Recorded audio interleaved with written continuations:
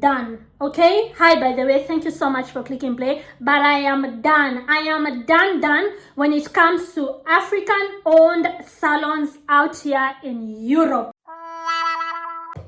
I am done. You see, I'm the kind of person who likes to give people a chance. I'm not just going to go on Reddit and read a bunch of discussions and decide your fate and be like, okay, this must be true. Or like go to TikTok videos and watch a couple of videos and be like, that's it, I'm never visiting that place. And granted, I have read a lot of negative stories and negative reviews about African-owned hair salons, not only in Europe, but also in the States.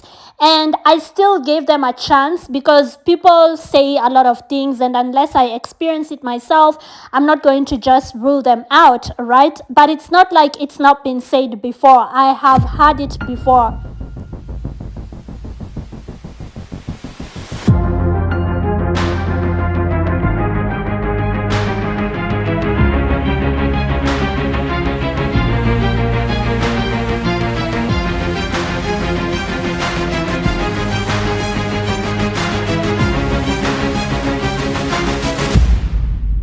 So when I read up, like on Instagram, on TikTok videos, and like on just different discussion panels online, that African salons in Europe have got a problem, like there's a problem, I was like willing to give my fellow Africans a chance, because I don't want a narrative that is probably just a stereotype being propagated out there without actual proof.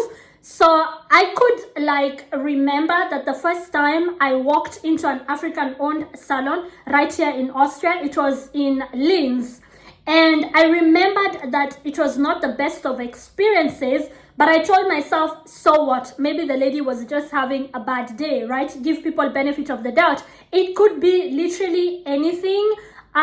Just because I had one bad experience doesn't define the whole industry.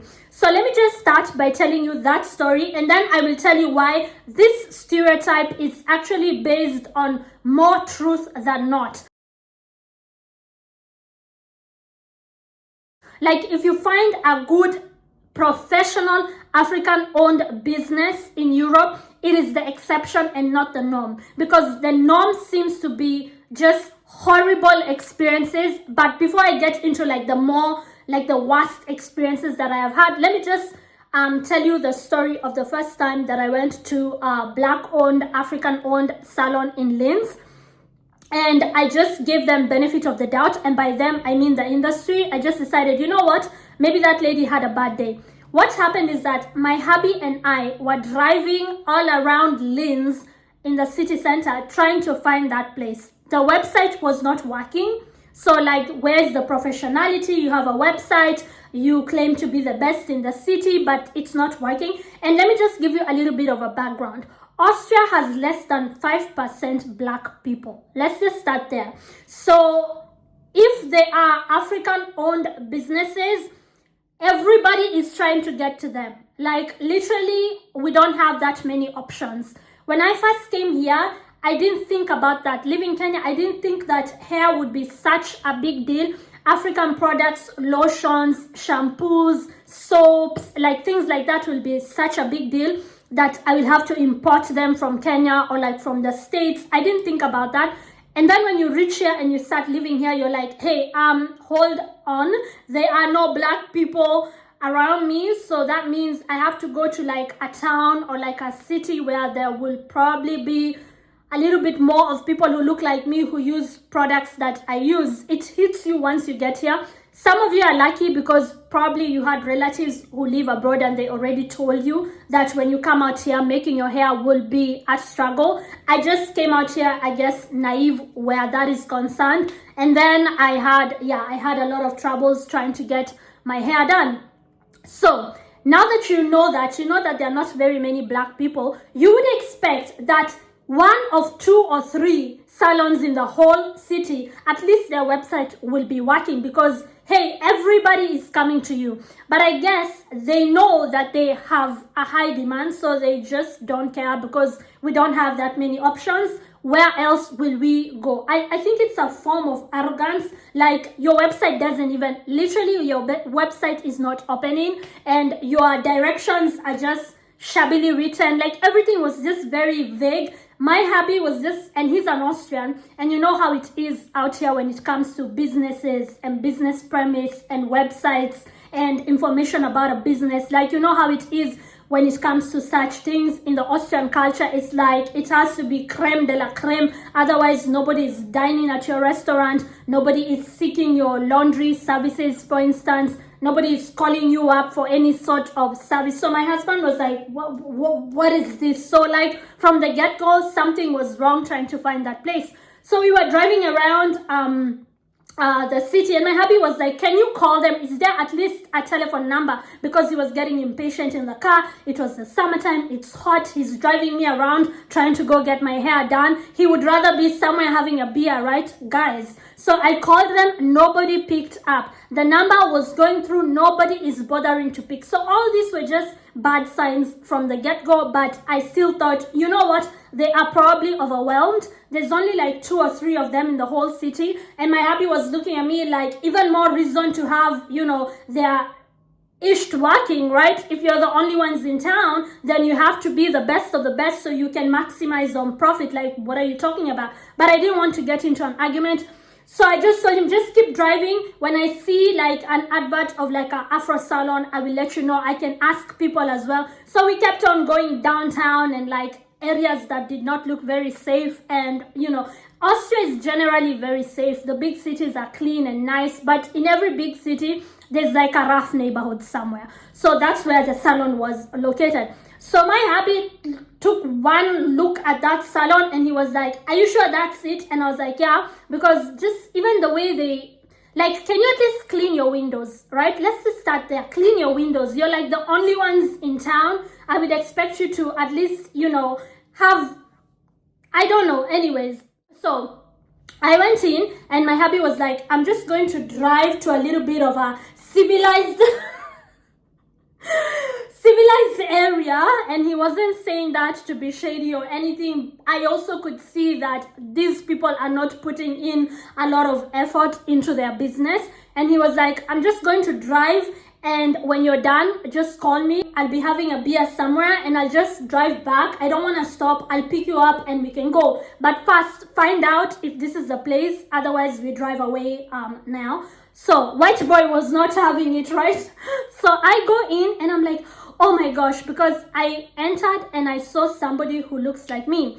If you've lived in this part of Europe, Austria, Switzerland, parts of Italy, up north, Sweden, Denmark, Finland, you know that feeling of seeing a fellow black person. Maybe it's just me, but I love seeing other black people. I love seeing especially fellow Africans. There's just something about seeing a fellow black person that makes me feel warm inside, like a fuzzy feeling inside. I will never not love my people. When I enter somewhere and I see that there's somebody who looks like me, I just immediately feel at ease. I don't know if it's the Ubuntu spirit in us Africans. I do not know what it is, but I have always just loved seeing fellow black people, whether they are from the African continent or not, whether they are male or female, it does not matter.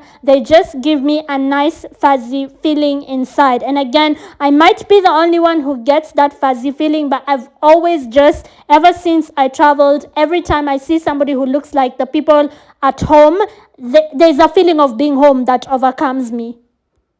Because it's still very much predominantly white, especially in the suburbs. You understand what I mean when I say it feels kind of nice to just see somebody who looks like you, because they probably share in your culture. But just from the way she said hi, because I entered and she was like, hello, I could tell she was not a Kenyan. There's a way we know one another, like the accent, the vibe, the vibration. She wasn't a Kenyan.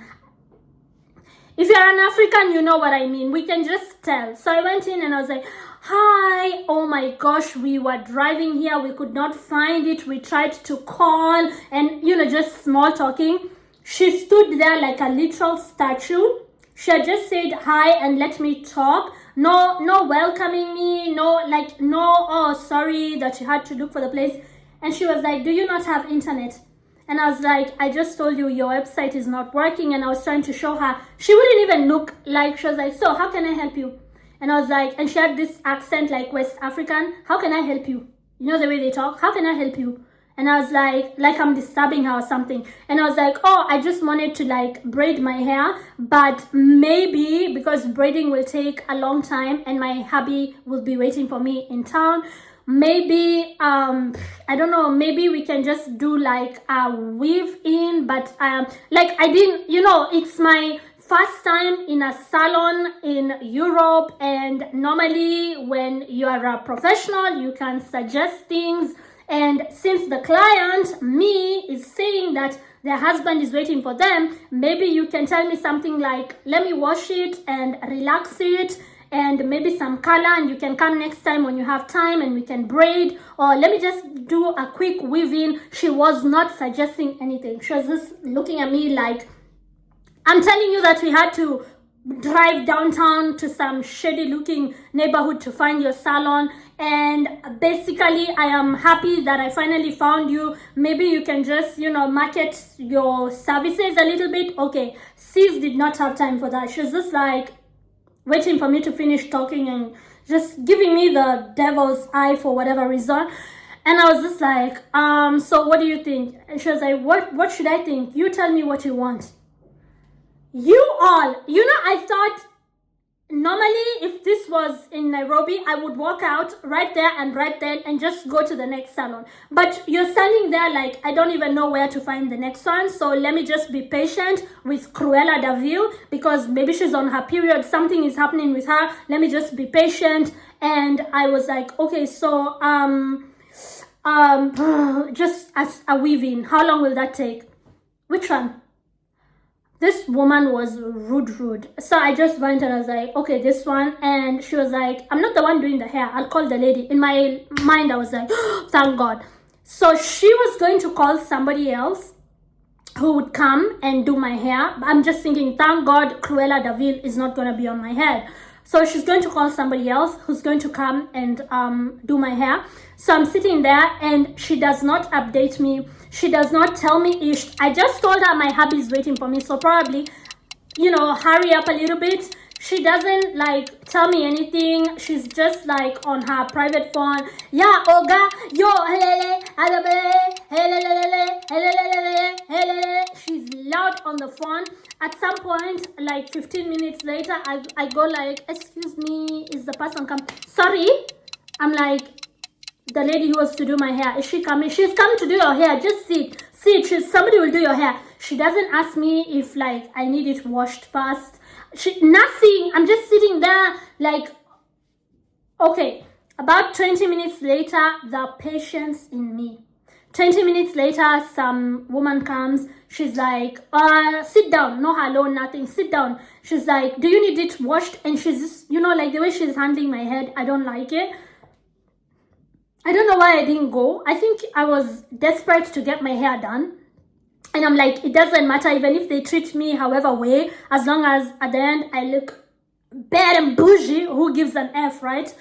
And she just goes and just does this to my head. And then I'm like explaining to her how I'd like it done. She's not even listening. And finally, by the grace of God, she did a decent enough job. Like, I liked it. I didn't look horrible or something. And by the way, the whole time she was doing my hair, the lady was asking me to pay for the weave. It's like, I will pay for everything together, right? So I just turned to her and I said, I will pay you.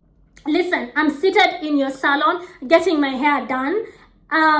There's no way I'm running away with the money, right? Like, at some point I have to pay for the service. But she kept on asking me like, so those are 2 weaves now. Are you paying both weaves, or do you need, like, she kept on like, you know, and I'm like, when she's done, I'll pay for everything together. But at this point I was kind of angry. And then they were like, it was like a little front part, like they sold food and it smelled funny, like there was bananas, there was some kind of traditional foods from West Africa, so the front smelled funny. And I thought that when they start doing my hair, I'll probably go to the back where the other people are at, because I could see like 5-6 people getting their hair done. But this lady just came, sat down in the shop area, because I guess it was full in there, and had me sit on a small stool and started doing my hair like right there at the front at the shop. So the customers would come in for like, I don't know, traditional African leaves and herbs, and I was just sitting there. They could see me like having my hair done, and this lady who was doing my hair was so effing loud, like, oh yeah, like a foreign language. And I was like, oh my god, I can't wait to get out of here. Okay, finally my hubby, I was done. My hubby actually came. He called me and he came and he was like, I'm outside, this is taking way too long. Because remember guys, I had to wait for the lady who actually did my hair. I had to wait for her for close to 20 minutes. And then I was like, oh gosh, baby, I'm almost done. She kept on like turning my head. I'm trying to talk on the phone. She's been talking on the phone the whole time. She kept on like roughly turning my head. And I was like, baby, just a sec. And then he just came and to the shop area, and he just came and was like, Entschuldigung, meine Frau ist irgendwo hier, like German for, excuse me, my woman, my wife is somewhere in there getting her hair done. And their whole demeanor changed. They were like, oh hi, this one, yeah, she's almost done. They had suddenly become friendlier because they saw that he was a white guy, and the stereotype back at home on the African continent, not only in Kenya, is that white people tip higher. And so they obviously are thinking about money now, and suddenly they were all smiles, all so nice, like little angels. You could not tell that these are the rude women who've been loud on the phone, who've been talking to me like I'm disturbing them, who've not been listening. Suddenly it was like, oh hi, this one right here. Hi, sweetie. Your man is here. Your man is, ugh.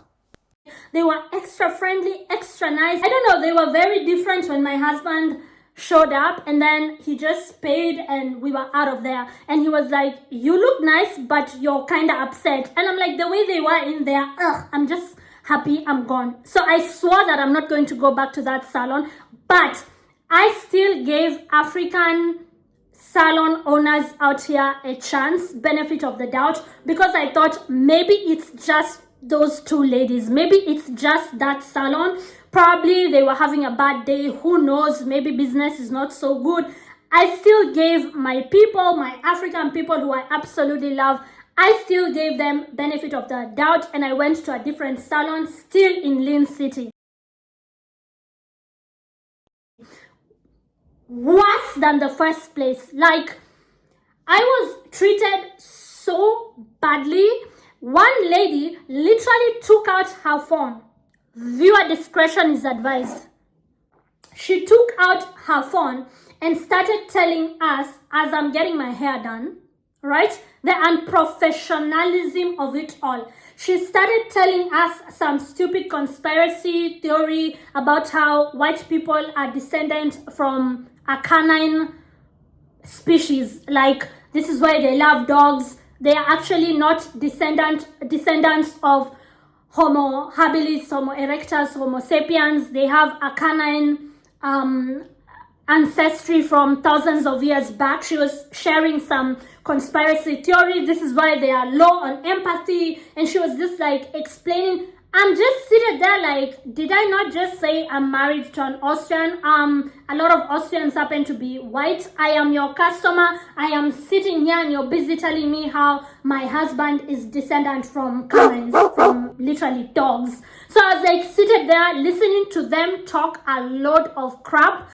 And they were dead serious while discussing this loudly in English, in German, mixing it with their West African languages. But for the most part, you could understand what they were talking about how white people and dogs are not very different, like they are more alike than they are to humans, and going on and on and on. Like, how do you talk something so extraordinarily not only idiotic but just offensive while your customers are from like all walks of life. And while we were small talking, I told you that I am married to an Austrian, to a white guy. Like, why would you even start such a conversation?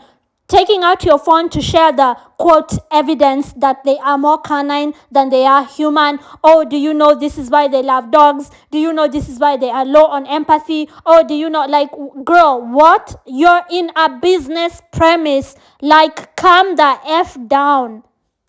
I'm like, what level of unprofessionalism do people have to be on for them to just openly discuss this in a salon, like in your business premise? I'm just seated there with this West African. Again, a lot of these salons are run by women from Ghana and Nigeria, mostly Nigeria though, and there's also some that are run by people from like Central Africa, but it's mostly Ghana, Nigeria. And they went on and on about how white folks are descendants of canines, and a lot of their single women who live with dogs are actually in sexual relations with those dogs. So now we are at bestiality. Then they start talking the language. That's how West African languages sound to us East Africans. I am sorry, but there's a lot of no disrespect, but all I could hear was they were talking about white folks apparently loving dogs more than they love humans, lacking empathy. They don't have a soul. And their ancestry is canines. I'm just sitting there like, you don't even know me. There are other customers here who are also granted black women, but then, you know, sometimes they do have white customers as well, the ladies who like their hair braided. And sometimes you have a customer literally married to a white man, so maybe cut it out. I was like, Elizabeth, say something. But you are surrounded. That time I was getting my hair braided. You are surrounded by like 4 strong, fat African mamas who could just kill you and bury you in that salon. So I was just like, yeah, just get my hair done and I'm out of here. That second time, my hubby actually asked me, where's the receipt? And then he explained to me that these businesses have been on the news for not giving out receipts because they are escaping the VAT tax. So I was like, oh, this is why even the first time I didn't get any receipt. So that's an allegation, allegedly. That's what they do. Okay, I still gave my sisters a chance, okay? Because first of all, you don't have that many options. And second of all, you know, like maybe these were only bad salons in this city. So I stopped going to, in Linz, there are like only 2 or 3 salons, a huge city with 200,000 people, but there aren't that many black-owned businesses, and especially not African-owned businesses. So I was like, you know what, the problem is Linz, let me just go to a different city. And so I started getting my hair done in Salzburg. If you're an English speaker, you probably pronounce that as Salzburg, but out here people say Salzburg. I went out there, and again, it was very difficult to find this business for whatever reason. They're always in like some shady neighborhoods in an alley somewhere. I don't know, are you saving money? Like, why are you always in like funny areas? Anyways, so I went out there and finally I found the place and I called them. Thankfully, somebody answered and I was like, hi, we talked yesterday on WhatsApp, because most of them, you just make an appointment on WhatsApp. They have their numbers.